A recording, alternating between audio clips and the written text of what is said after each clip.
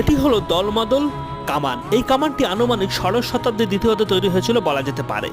গোটা ভারতবর্ষের রাজনৈতিক ইতিহাসে একটি গুরুত্বপূর্ণ ভূমিকা করে রেখেছে এই দলমাদল কামান।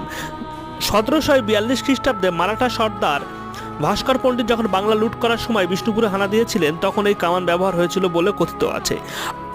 আর স্বয়ং ভগবান মদন মোহনই এই কামান দেখে বিষ্ণুপুরবাসী ও রাজা গোপাল সিংহকে রক্ষা করেছিলেন বলে মানুষের বিশ্বাস। 63টি লোহার আংটা পেটাই করে এই কামান তৈরি করা হয়েছিল। দৈর্ঘ্যে 12.5 ফুট ও মুখের ব্যাস প্রায় 1 ফুট। এই কামানটি পর্যটকের কাছে এক বিস্ময়।